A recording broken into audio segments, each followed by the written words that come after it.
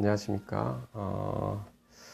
저는 지금 현재 해운대 그 우동 마린시티 내에 있는 그 마린파크 상가에 총무를 지금 맡고 있습니다. 이 정도 소개를 또 하도록 하고, 제가 오늘은 여러분들에게 집합 건물에서요, 회계 처리 부분에 대해서 좀 말씀드릴까 합니다. 오늘은 왠지 지금 오후 4시에 잠깐 제가 이렇게 지금 말씀을 드리다 보니까 좀 나른해지기도 하고, 약간 좀 그렇네요. 좀 이해를 좀 해주시면 합니다.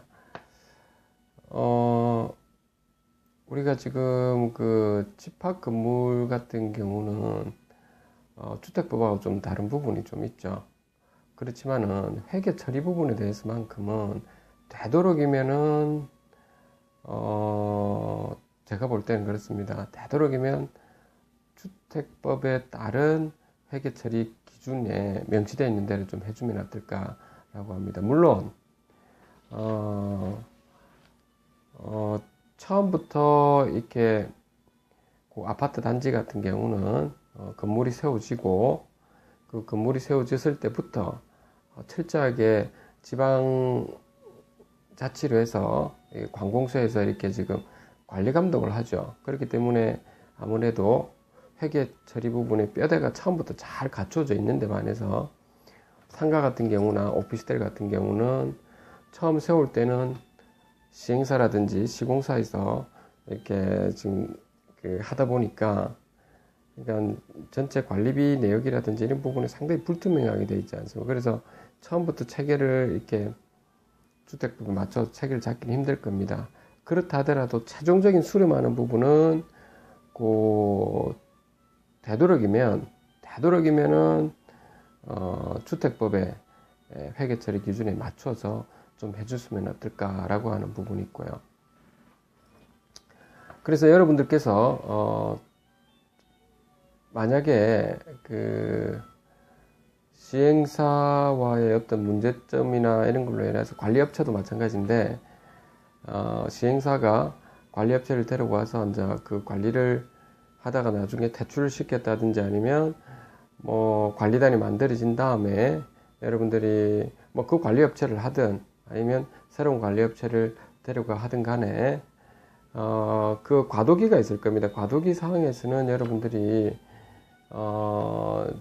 좀 회계는 되도록이면은 그 꼭 사용한 부분에 대해서는 반드시 기입하도록 하고요. 그렇게 해서 되도록이면 그 관리소장 같은 경우는 주택관리사 중에서 좀 아파트 단지에서 좀 오랫동안 근무하신 분들이 오시면 좋겠죠. 처음에 오셨을 때는. 그래서 오셔가지고 회계 기준을 거기에 좀 맞춰서 가도록, 당장은 안 되지만은 그렇게 서서히 그렇게 맞춰 나가다 보면 어느 정도 가다 보면 이제 전체 틀이 한 1년 정도는 아마 걸릴 수도 있을 겁니다. 한 1년에서 한 1년 반 정도까지는. 그렇지만은 그렇게 해서 이제 주택관리 그 주택법에 맞춰서 이렇게 지금 진행이 되면은 어떻겠나라고 하는 겁니다. 제가 여기 그 주택관리 이쪽에 보니까 매뉴얼이 지금 있더라고요. 아마 여러분들이 보이실지 모르겠는데, 체크리스트라고 해가지고 그 주택법에 따른 체크리스트입니다. 여기 보면은 자금 관리, 계정 관리, 그리고 자산 관리, 충당금 관리, 관리비 등 수입 비용, 사업 계획 및 예산, 결산 관리, 세무 관리, 크게 이렇게 8가지가 지금 나와 있거든요. 요 보니까 자금 관리 부분에서 첫째 그 현금하고 예금으로 이렇게 나눠져 있는데, 그 현금 부분에서는 제가 볼 때는, 그쵸, 여기도 잘 나와 있네요. 과다 보유 여부라고 좀 나와 있는데, 그쵸, 현금은 되도록이면은 꼭 필요한 부분만 이렇게 보유하면 되는 상황이죠. 그리고 그 어디를 통해서 그 보충을 해야 될 것인가 라고 하는 부분도 있습니다. 관리비에서 원래부터 이렇게 일반 관리비에서 이렇게 항상 일정하게 책정해야 될지, 아니면 잡수입에서 이렇게 책정해야 될지 하는 부분, 이런 부분이 보충 방법의 적정성이 될 텐데요. 이런 부분도 아마 체크를 해야 될 부분이고, 그거는 그 상가마다 좀 다를 겁니다, 여러분들이. 그쵸? 그리고 되도록이면은 현금 보관은 좀 지양을 해야 되고요. 그리고 수납 장부에도 반드시 물론 기입해야 되겠죠. 그렇죠? 그 다음에 계정 관리 부분에서도 보면 선급 비용하고 가지급금 또는 가수금 그리고 미지급금, 예수금, 관리비, 예치금 이렇게 좀 나눠져 있는데 선급 비용 부분에서는 수선 충당금과 혼용하는 부분을 좀 자제해야 되겠죠. 그렇죠? 예, 그래서 수선 충당금은 여러분들이 알다시피 뭐 매달 세세하게 나가는 부분이 있을 겁니다. 시설 직원이라든지 각종 보안 직원, 미화 직원들이 뭐 이것저것 수선해야 될 부분이 있을 겁니다. 그렇죠? 거기 나가는 부분이기 때문에 좀 그 부분과 좀 분리를 좀 해줘야 되죠. 보통 요 선급 비용 같은 경우는 뭐 보험이라든지 뭐 이런 부분에 대해서가 선급 비용으로 보통 나가는 거죠. 그렇죠? 그 다음에 자산 관리라고 되어 있는데요. 자산 관리는 재고 자산과 유형 자산 이렇게 해서 이렇게 좀 나눠져 있죠. 요 부분은 여러분들이 뭐 굳이 모르겠습니다. 그 관리단에서 굳이 이런 부분 그는 물론 자산 관리 기본적인 거는 해야 되겠죠. 관리소장이 해야 될 부분이고요. 그리고 한 다음에 요거는 지금 여러분들도 마찬가지지만 회계사라든지 세무사라든지 이런 부분에 대해서는 자기들이 이렇게 좀 그 관리를 해야 될 필요가 있겠죠. 아니면은 어딥니까? 지금 관리업체가 이런 부분은 자기들이 관리할 수 있도록 해야 되겠죠.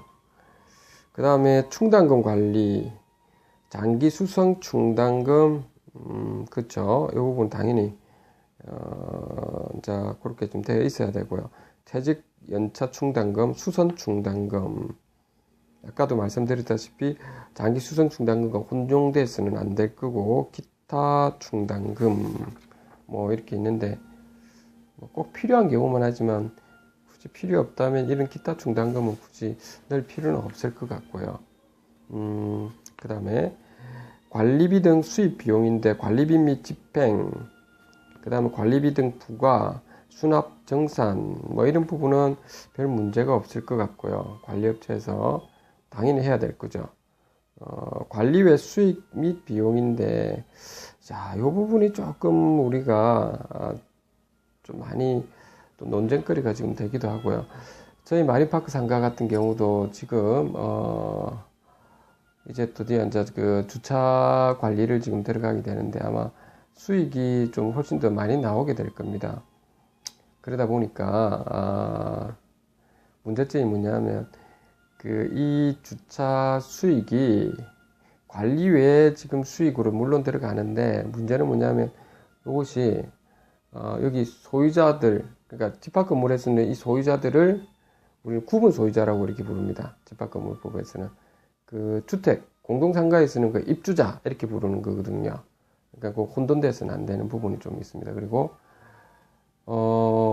그 주택법에서는 보면 임차인들 있죠. 주택법에서. 임차인들은 뭐 사용자, 이런 이야기를 좀 하더라고요.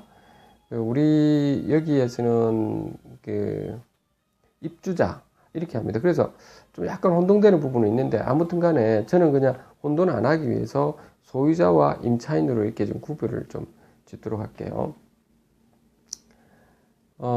주차 수익 같은 게 여러분들이 볼 때는 소유자 수익에 속할까요? 아니면은 전체 공동기여분에 속할까요? 참 이게 논란거리가 지금 많다고 봅니다. 이런 부분에 대해서는 그 주택법에서는 이 부분에 대해서는 그 공동기여분으로 나오는데 상가 부분에 대해서는 사실은 요 공용 주차 부분이 공용 부분이다 보니까 실질적으로는 이게 지금 소유자 부분에 속한다라고 볼 수가 있는데, 이 부분이 또 논란거리가 좀 많고 해가지고, 이 부분은 적정하게, 입주자 분들이랑, 그러니까 임차인 분들이랑 그 적절하게 하면 좀 조율이 하면 좀 필요해 보이고요. 법적으로는 지금 우리 상가 같은 경우는 소유자 부분에 속하는 걸로 이렇게 지금 알고 있습니다. 근데 아까도 이런 부분은 좀 있죠. 되도록이면 주택법에 좀 따라줬으면 좋겠다라고 했지 않습니까? 그렇다면은 이것도 이제 공동기여 부문에 속하지 않을까 이런 부분도 좀 있고요. 그래서 지금 저도 이 부분에 대해서는 아직까지는 명확하게 선을 어떻게 기준을 잡아야 될지는 아직은 좀 정립하기는 좀 힘든 상황이고요. 여러분들한테 좋은 다음에 그런 어떤 명확한 부분이 있다면 한번 말씀을 좀 드리도록 하겠습니다. 제가 한번 좀 더 찾아보고 이렇게 하도록 하고요. 그 다음에 사업 계획 및 예산 이런 부분은 당연히 좀 앞으로는 해야 될 상황이고, 상가 같은 경우에 결산 관리, 재무제표하고 영여금 같은 경우는 세무사라든지 이런 부분이 다 하죠. 소득세 관리도 마찬가지일 겁니다.